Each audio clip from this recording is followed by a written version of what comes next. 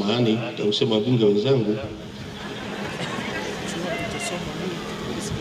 na wananchi wote wa hapa wilayani Chato, mkoani Geita na Watanzania wote ambao wanafuatilia tukio hili kupitia vyombo vya habari.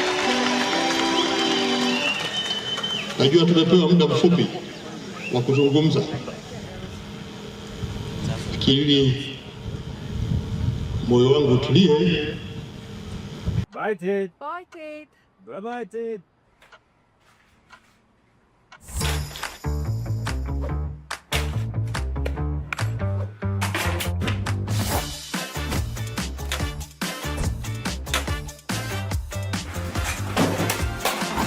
Ted, you missed one. Globerisk, keeping an eye on your business.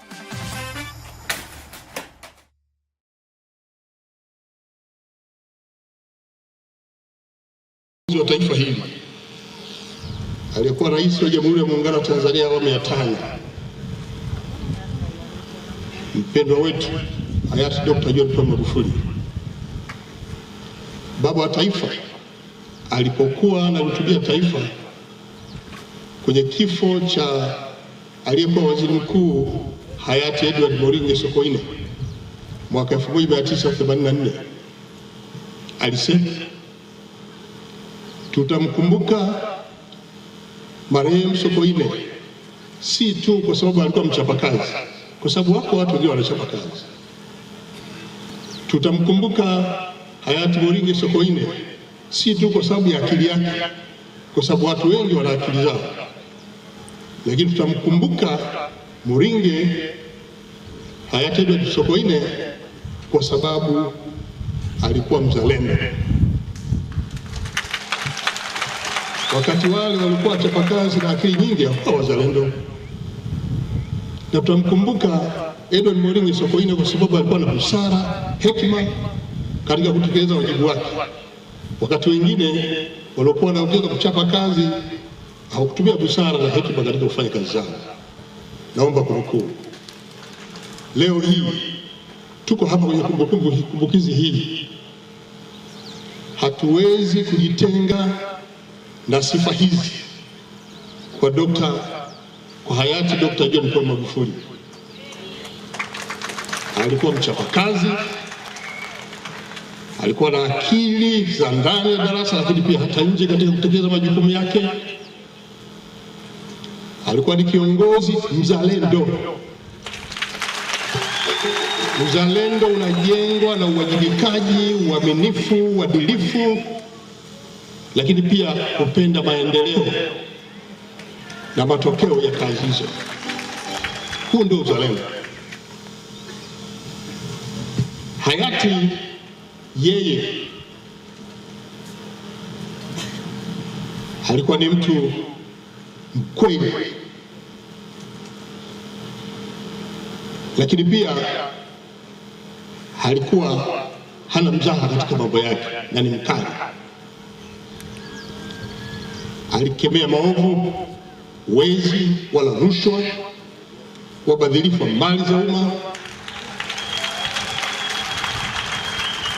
na yule ambaye hakufuata misingi hii aliachana naye. Huu ndio ulikuwa utaratibu wake. Leo pia tunamkumbuka hayati Dr. John Pombe Magufuli. Sisi ambao tulikuwa karibu naye tuliweza kushuhudia na kunufaika na busara zake na hekima zake katika kuongoza taifa hili, na hasa kutambua rasilimali za nchi na wananchi wenyewe na wanyonge wa kuwepo.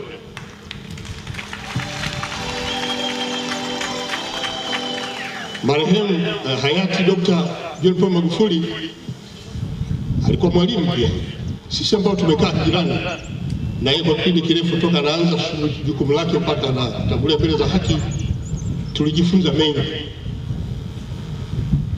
Tulikuwa na Mheshimiwa Dr. Samia Suluhu Hassan, Rais wa Jamhuri ya Muungano wa Tanzania sasa akiwa makamu wa rais, lakini nilikuwepo pia na mimi pia Mheshimiwa Dr. Mwinyi amefanya naye kazi, Rais wa Zanzibar. Tulijifunza mengi kutoka kwake katika kipindi chake, na hii ndio imepelekea mpaka tangulia mbele za haki na Mheshimiwa Dr. Samia Suluhu Hassan kuingia madarakani, kutokana na elimu aliyoipata na kutambua malengo aliyokuwa ameyaweka, imemsaidia na imemwezesha Mheshimiwa Dr. Samia Suluhu Hassan kutekeleza miradi yote ya kimkakati iliyoachwa na marehemu. Baba Askofu alipokuja hapa ameeleza vizuri ile miradi ambayo iliachwa, na ile yote tunaendelea kuitumia sasa ni kwa sababu Mheshimiwa Dr. Samia Suluhu Hassan ameitekeleza na anaendelea kutekeleza. Hii ni manufaa ya ualimu ambao ametuachia hayati Dr. John Pombe Magufuli. Leo tukiwa hapa tunatambua kwamba Watanzania, wana Geita, wana Chato, tunajiona kabisa kwamba tumempoteza. Hatunaye. Nataka niwaambie tunaye, yupo kwenye mioyo yetu.